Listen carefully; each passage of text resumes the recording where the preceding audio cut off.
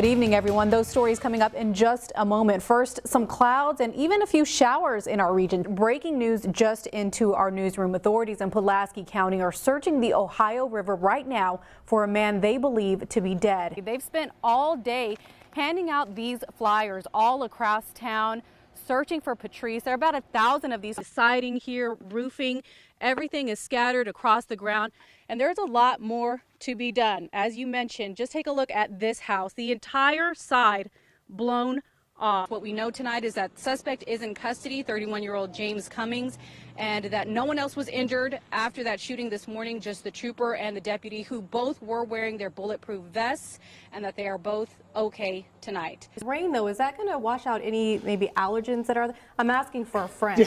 Right, I've noticed. So what should you do if you think you've downloaded a malicious app? Well, first, experts say delete it. That's why crews are working hard to pump all that water that's seeped past the levee back out into the Mississippi River. Preparing the food for all the hungry folks that are coming out here to welcome home those 65 veterans. One of those is this food truck here. This is the Red Onion. And just take a close look at this. It smells as good as it looks, guys. We don't want to leave you hanging, John, so there we go. All right. I wasn't going to call you out. Yeah, that report comes from a former Inspector General under Governor Bruce Rauner, and it details an investigation into 3 different issues. News 3's Joe Ragusa joins us now. Joe, what did that report investigate? Storms moved out of our region this evening, leaving us with this really pretty sunset. Some gorgeous colors in. Now to a death investigation. Missouri authorities are working to identify a woman they found dead inside a submerged car. The Butler County Sheriff's Department confirmed an investigation is underway. Clark Parrott with the Missouri State Highway Patrol tells us that car was found in the St. Francis River this afternoon around 1:30. Parrott says the license plate on that vehicle matched one reported missing back in April. He believes the car may have been in a crash. Poplar Bluff police are asking for your help in tracking down a suspect they say stole money from a restaurant. Just take a look at this surveillance video. This is from the Lemonade House Grill on North Westwood Boulevard. You can see here that suspect wearing a hoodie runs in and starts going through drawers before finding the cash register. If you have any information, contact police. New tonight at 10, a happy ending for one furry little friend in Heron. Meet Winter. A News 3 viewer sent us these pictures saying Heron Animal Control officials told her the dog was left tied up outside their facility. Winter is 4 years old and blind, but they took him in and found him a new home in Wisconsin. Still ahead, a new bill could get diabetes medication into the hands of students more easily. We'll show you how. Stacks of debris pile up quickly.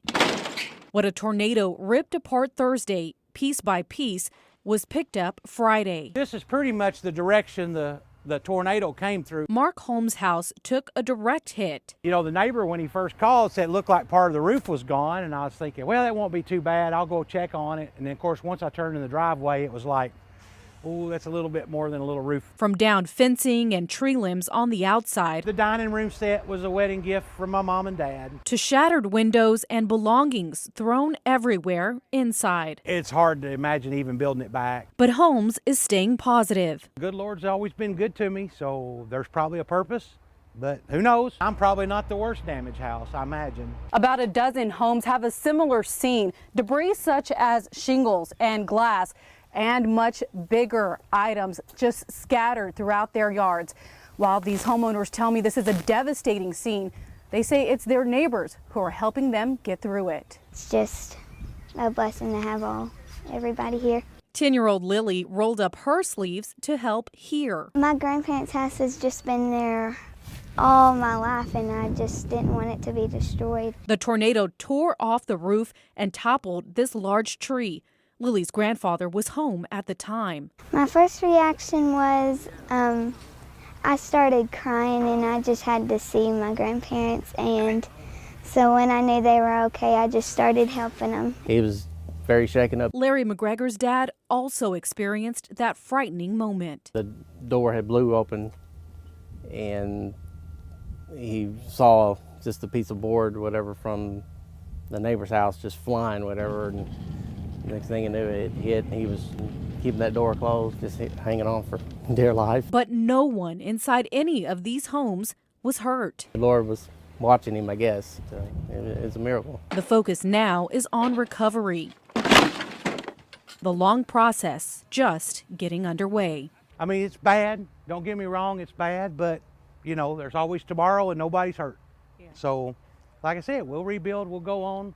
Life's a 4-letter word, so don't ever forget that. In Paducah, Carolyn Cerda, News 3. Oh, absolutely, Mark. This is definitely the happy ending. Family, friends, and a bunch of volunteers had been praying for and working to find all day and last night as well. Now tonight, the family is finally all together after a terrifying 20 hours apart, and it was a joyous reunion. Tight hugs and sweet kisses. Everybody missed you so much. The Dotson family is overjoyed to once again hold 7-year-old Patrice in their arms.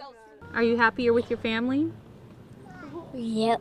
The second grader, whose family says has a mental disability, now back home, the place she disappeared from nearly 24 hours earlier. No, I haven't slept, but I can go to sleep now. Patrice's mother, Sinceria Dotson, I'm blessed. says a sense of relief fell over her the moment she was reunited with her daughter. I just ran over there. She was just excited to see me as I was to see her. I'm so excited that she's alive and well. She's a little beat up, but I thank God she's alive. Patrice's grandfather drove 6 hours down from Chicago Monday night the moment he learned she was missing. And he wasn't alone. If you are a volunteer, I need you to sign in, please. In addition to police, more than 100 volunteers band together to search for Patrice. They were coming from everywhere. There were people here from last night. When I got here at 2 o'clock in the morning, stayed with us to about 9 o'clock. Then a new group came in. And their efforts paid off. Just before 2 Tuesday afternoon, a volunteer found Patrice about 2 miles from her home in a wooded area, unharmed. Say thank you, everybody. Now that the frantic search is over, the healing begins. Try to help Patrice overcome this traumatic experience. An experience that couldn't wipe away this little girl's smile. She has a very loving and happy spirit. So the bump in the road for her, it didn't kill her. It didn't kill her spirit at all. She still remains the happy person that she is. And this situation couldn't break her. In Carbondale, Carolyn Cerda, News 3. Supposed to be a routine job for law enforcement, serving an eviction notice around 10 Friday morning. You never know what's going to happen whenever you get to that doorway. Turned into a violent scene. They just went there to serve the papers. The individual, came to the door and began shooting at the deputies. It was unprovoked. A Missouri highway trooper and a Carter County deputy were hit. Then the gunman barricaded himself inside the home, creating a standoff with officials that lasted 7 hours. They was not expecting that to happen. They was going to go there and knock on the door before they even get out on the porch. The gunfire comes from inside the house. So yeah, ambush would be a good terminology for that.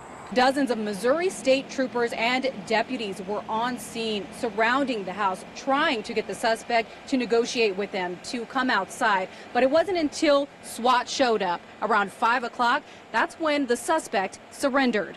After several minutes of communications, he voluntarily walked out of the residence onto the front porch with his hands up and surrendered peacefully. Troopers identified the suspect as James D. Cummings from Van Buren.